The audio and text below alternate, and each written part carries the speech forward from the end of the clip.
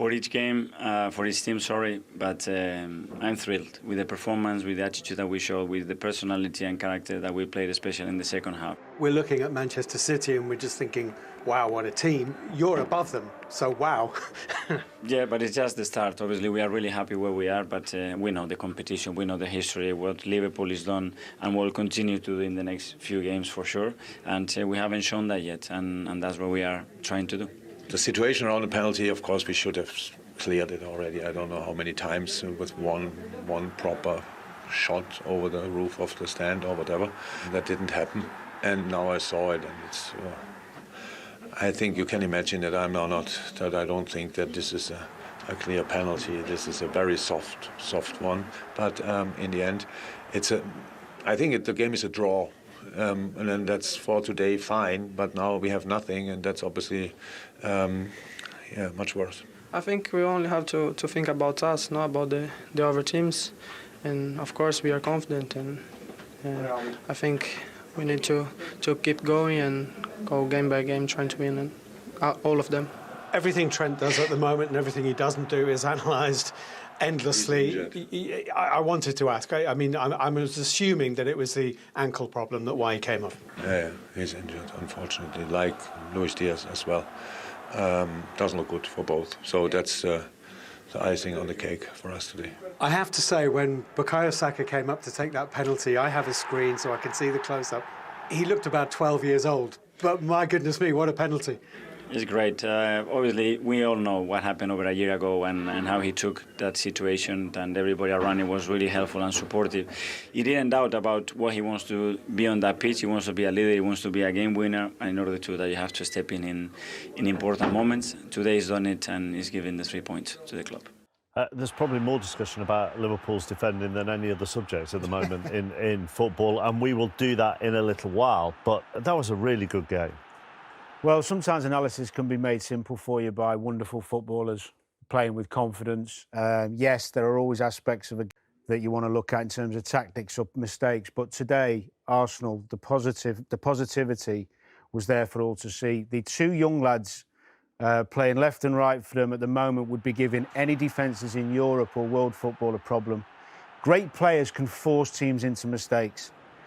They're relentless. They're so direct and so full of confidence at the moment. I mean, obviously to concede in the first minute of the game is a terrible start for Liverpool, but it's a brilliant goal and those two are involved.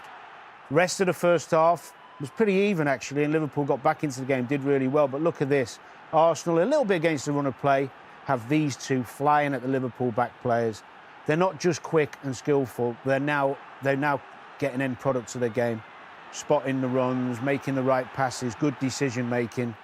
I love everything about Arsenal at the moment. They're well-balanced. They've got a great setup behind these lads that give them the freedom to go and cause problems. And I know you, Dion, were just as impressed as me. They did it all game, Dan, as well. And what I like about it as well, if there's a cross coming from the left-hand side, then you've got Saka on the right, making sure that ball doesn't go through, and the support they got as well. Listen, I never thought I'd say this, but you know, Xhaka in there as well just allows them to go forward. Odegaard playing in that 10 allows them the freedom to do what they're good at, which is to be direct, to get the ball in the box, to be into goal-scoring positions. Look at Martinelli there. Sometimes, Dan, and you know this better than most, Dan, you don't have to move.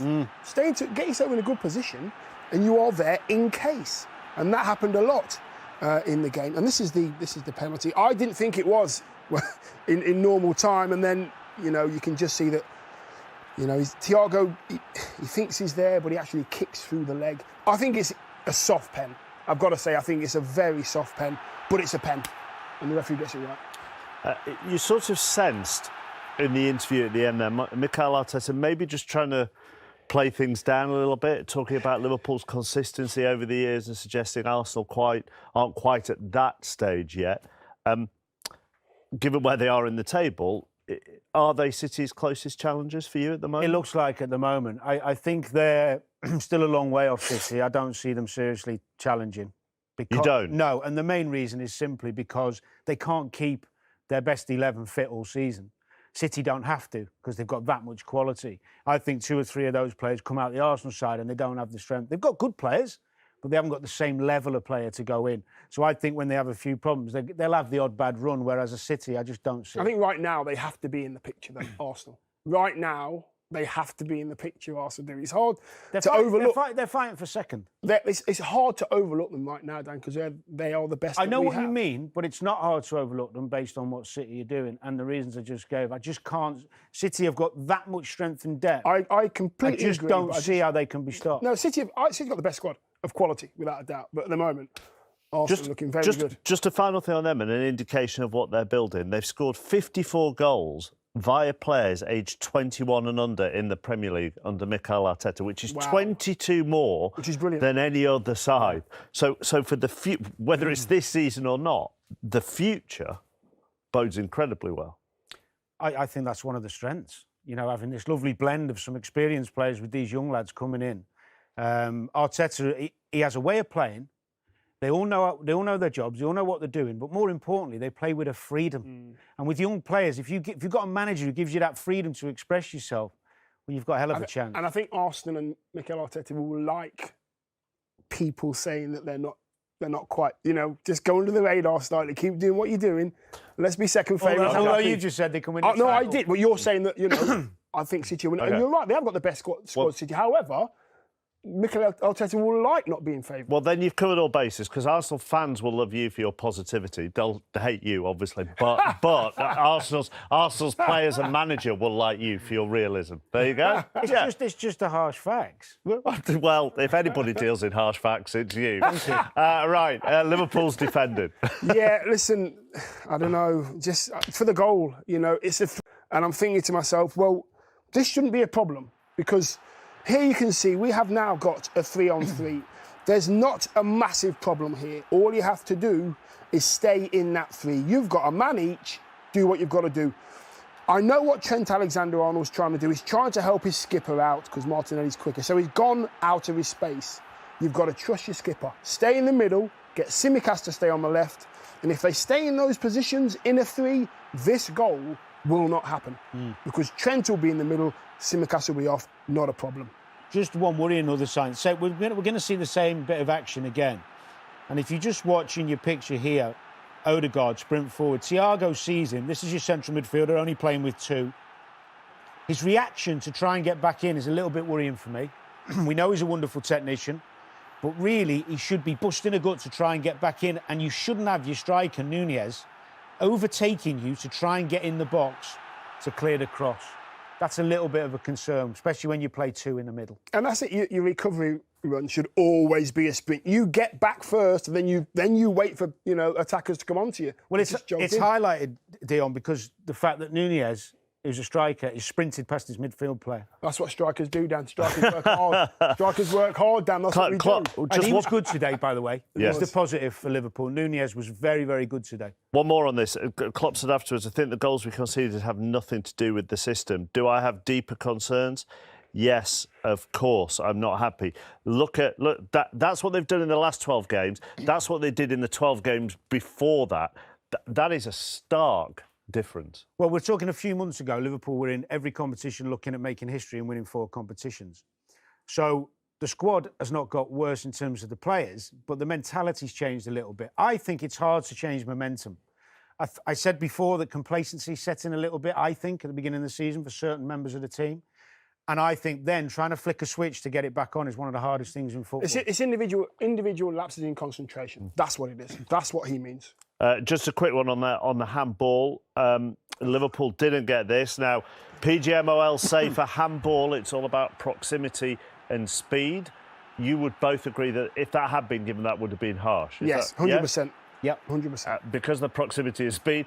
This was the one that was given yesterday, though, and that was given as a penalty. That's what's making fans angry. And listening to some Liverpool supporters on my social, how can that be given and then Liverpool's not be given? And that's a fair argument. Yeah. We're all after consistency. How can they both be different decisions? 2 poor decisions against Dan Burn. That we've currently got. So I didn't think it was a penalty, but no complaints in terms of where the 3 points went. Your view on the penalty? I wasn't a fan, I'll be honest. I thought they'd get there simultaneously. I I just think we have VAR to get to clear those things up and get them 100% right. I just don't think there's enough contact in it. The game was too good to be decided by something so minimal, in my opinion. I can see why they did it. I would have loved to see Mikel Arteta go to the monitor and look at it again himself and just have a look. VAR said he didn't have to do that, but I think Michael, myself, Ian Wright, we all looked at it and the first instinct was soft. Yeah, and there we see it again. You know, the ball comes in and it's possibly shouldn't get that far, actually, coming in low like that into the middle of the goal mouth. But Michael Oliver, let's get it right, he's been one of the top referees in the world. He's a great ref, isn't he? He's amazing, absolutely amazing. And do you know what, if he didn't give it, I know Arsenal fans will be screaming at the TV saying that's a penalty, he never touched the ball, he touched the man and he's gone down. I hear it, I see it, but on balance, I just think there's not enough of a touch there. He actually... He's trying to sell it, Mo, isn't he? Jesus stands up after he touches it. He's still standing and then thinks, oh, I can go down here. He spins and screams, not for the first time in the game. And the referee buys it, and fair play to him. But I think it's quite a soft one, as Owen says. And Thiago, he's a proper football player. You know, he knows. He's saying to the come on. I mean, that is so soft. Jordan Henderson, he was irate, and he never gets like that. And I think even he realised their season's slipping away. A moment like that could change their season one direction or the other. And I just think they had a feel that it was soft. I think we all had a feel it was soft. I know if you're Arsenal, you need that moment, you know, to put them to continue their great season. But I don't know, watching it live, you just saw the Premier League. We all talk about the physicality of the league. That wasn't. I mean, that was nothing. Virtually.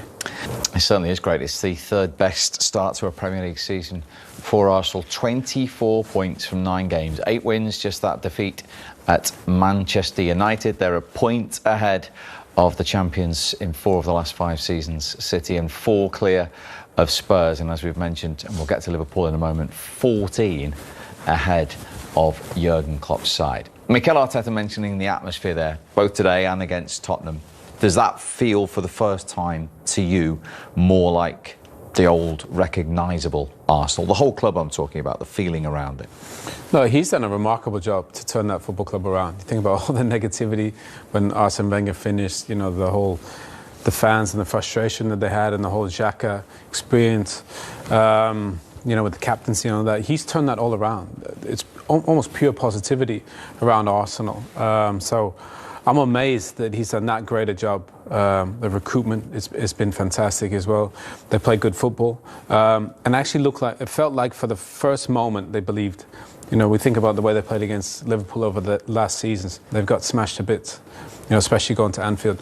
Looks like now they believe that they can go into these games, they can go toe to toe. Even Klopp said, you know, you have most respect for them. So the only game was the United one, a little blip there, but they actually played pretty well. They were just a little bit open on the counter-attack, which United exploited. But Arsenal are the real deal. You can see that. They're one of the best balanced sides in the whole league. And the amazing thing is, Mo, they're still really, really young. They have. They've got a really young team. Some really good players in there. The goalkeeper's been a sensation. Saliba's been out of this world, although I thought it was his fault for the second goal for Liverpool today. Xhaka's a different man. Partey's unbelievable. Martinelli, wow, what a player.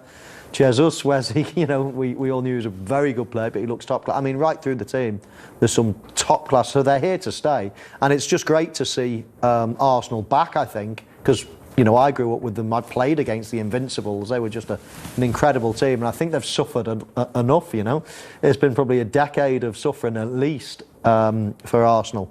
So I think their fans are rightly getting very excited about what the future holds, and Owen's right. It's not just the here and now. That team looks as if it's going to improve in the future. So what's realistically possible? Can they stay on the coattails of Manchester City?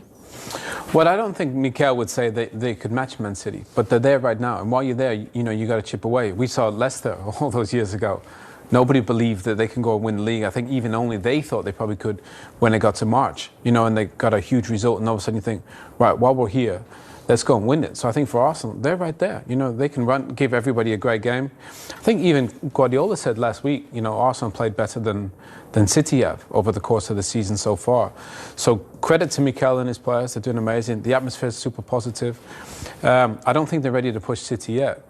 But if they can get the recruitment right, which they have in the last couple of windows, and add some more pieces, I think they're not going to go away. I just think they have one of the best balanced sides, and I think Ødegaard is fantastic. I love the choice of him as a young captain as well. And they're just loads of players you want to go watch play football. I just think they're a really good watch. And that togetherness, that spirit, that group seem to have got, which obviously Mikel Arteta has placed a great deal of importance on. We saw that with the way Aubameyang left the club. Yeah, definitely, and I think that extends, Steve, to the staff, to the fans. I just feel as if Arsenal fans have not really liked their team for a fair few years. You often see, a lot of headlines, a lot of, fans, Arsenal TV and things like that. It just feels quite toxic. It has done for quite a while. And now just watching, just listening to fans, just hearing the atmosphere on the television, seeing the togetherness, seeing the fans celebrating, it just feels like there's a lot of belief, a lot of unity now in the whole club, not just the team. But you're right, if you can get that squad of 20, 25 players that are really unified and all pulling in the same direction, then you're onto something, and then everything comes with it. Then the fans do start believing, they do start coming with you as opposed to pulling against you, and when you get a club that's motoring like this, then all of a sudden that momentum, who knows where it can finish. And I go back to it, young players, young manager, loads of enthusiasm, a club that's hungry, that hasn't won anything for a fair while. Signs are good. Yeah, and that young group, the young manager, how important is that belief? What do the last two results, beating Spurs and Liverpool in the way they have, do to that belief going forward? Well, it's huge, Steve, because actually last season they were fantastic. Just the end of the season. They didn't have that belief. No, they didn't. That huge game against Spurs, where they just kind of, it was in their hands. They probably should be in the Champions League right now, but they just fell away. And I think that showed they lacked a little bit of belief. And then all of a sudden Mikel brings in Zinchenko, brings in Gabriel Jesus, and all of a sudden now guys that have been there and done it, and they say to the lads, look, you're good enough, but you've got to believe in those crucial moments. They went to Old Trafford, played well, but didn't look like they 100% believed. Today was a huge game for them, because if they would have got beat by Liverpool, everybody would have said, yeah, Arsenal, they're good, but it's the same old Arsenal. Now they can say, we beat one of the best teams in the league, and they're for real. And I think for all those young guys in that dressing room, you're looking at Virgil van Dijk and Mo Salah, and iconic players really in this league, and they've gone and beat them. So I think those players will be super confident. Mikel can say, look, his message works, and he can reinforce it to the players. He said, look, just buy in and we'll be there. And I just think this Arsenal team, well balanced, well coached, Saka, Martinelli, Ødegaard, Gabriel Jesus, there's so much to like about this group. And the one thing I would say is, Mel, we've seen them for the last decade where Mo Salah has been tough. They had so many weaknesses, Steve. I don't look at Arsenal and think there's any weaknesses there anymore. So much positivity around Arsenal. The other side of the story, not just today, but all season at Liverpool. They've dropped 14 points already. They've won only 2 games. Where are your former club at 9 games in? Well, the league table would suggest miles away at the moment, but, the performance wasn't so bad today. They've come up against a really good team. There's no question they're not on it at the moment, and it's very difficult, and it's certainly not one reason. If you ask 10 Liverpool fans, they'll all give you a different reason why it's not going well. Is it because Sadio Mane left? Is it because Jordan Henderson can't play 90 minutes? Or is it because Trent's not defending so well? Or whatever it might be, Virgil van Dijk's not in good form? Or is it confidence? Was it injuries at the start of the season? Not start the season right?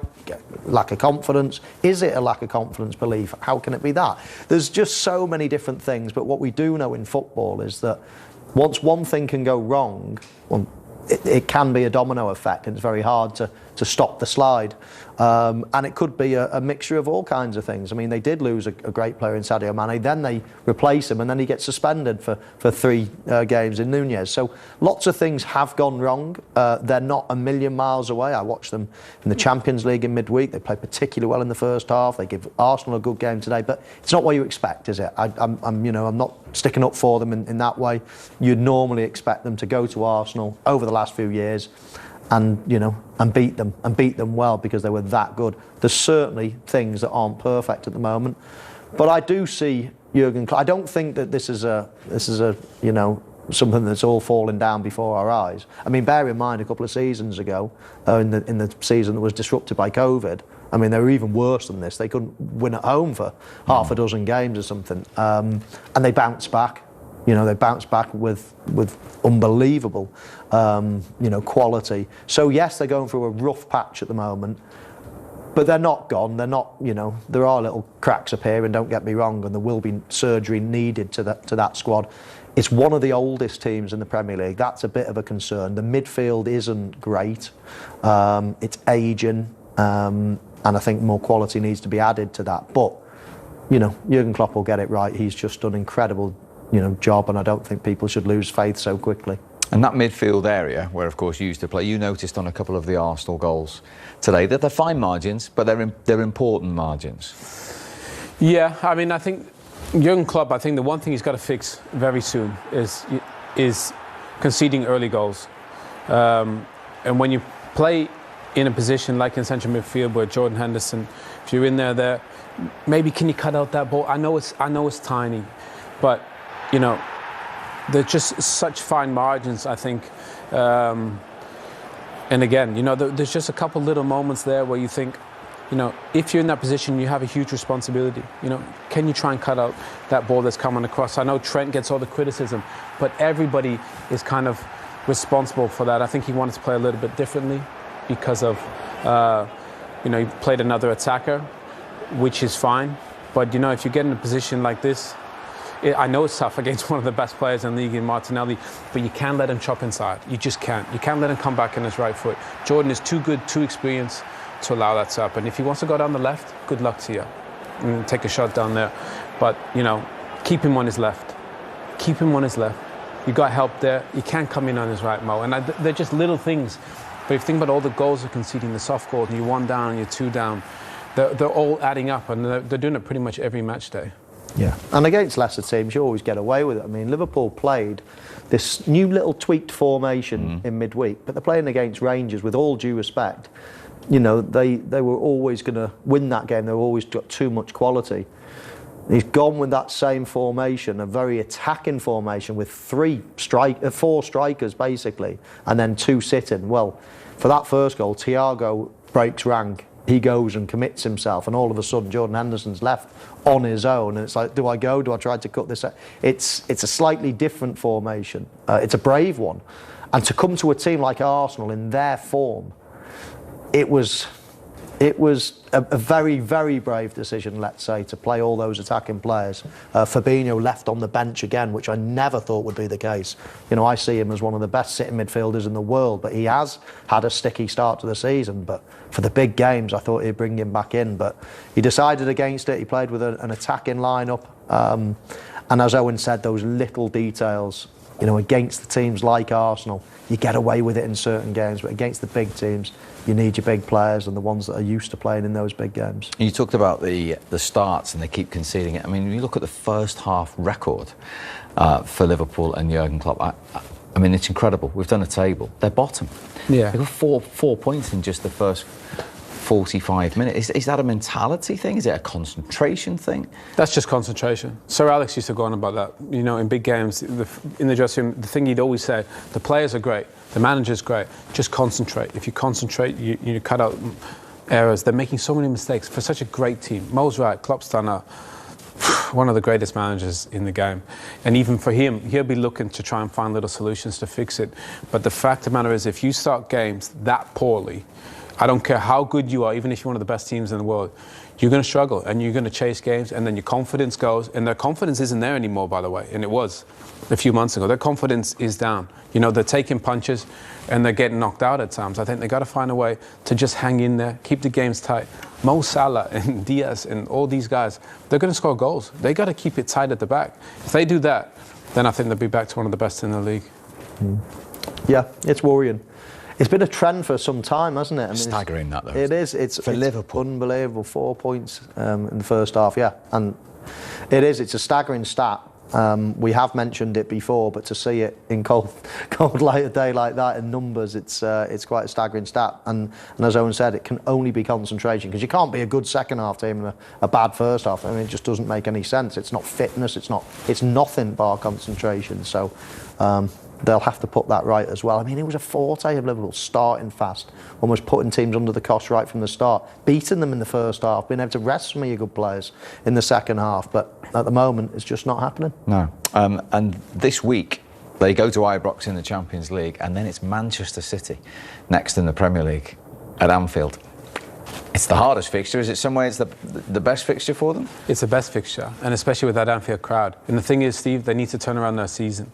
Mo mentioned, you know, was it last season where they... Season before, where they went on that terrible run at home, and all of a sudden they found a way to get into the Champions League. They need something to kickstart their season. 14 points behind Arsenal. That's crazy. You know, the league title's over for them, so they need to find a way to kickstart their season. If you beat Man City at Anfield, that place will be bouncing, as Mo knows, and then they can go on a run, and we know they can go on and win 10, 12 games in a row. And just to add to the list as well, Jurgen Klopp has confirmed both Trent Alexander-Arnold and Diaz will have scans this week after both left the field with injuries. It just seems to be mounting up at the moment wherever you look. It does. It's amazing what wins do. If you win a game, 1 or 2 injuries, it just feels fine. That we showed the fixtures coming up there. Normally they look fine, but when you're struggling, then even West Ham and these teams, they all look, oh, can we beat them? Can we beat them? And that's just what confidence does to you. Liverpool did start the season with a lot of injuries. They've managed to get a fair few of them back, but now they've picked up a couple of big ones. If Trent's not available, then that's their first choice right back and their first choice left back. You know, positions that they've been so strong in over the years. Diaz has been a shining light this season. Him and Alisson probably been the better players. So yeah, it's not looking ideal. I was quite impressed with Nunez today. I thought he looked good and sharp, and obviously got his goal. Hopefully that'll you know, get him on this run that we think he's capable of. But no, cracks are appearing. But I think, as I say, Jurgen Klopp is certainly the man to repair them. I think they just got to get the players back and they'll be fine. Konate came off the bench today. I think him and Van Dijk, that's probably their pairing. Get the fullbacks back, 2 of the best. If Liverpool have everybody fit and healthy, they're with Man City the best team in the league. We know that.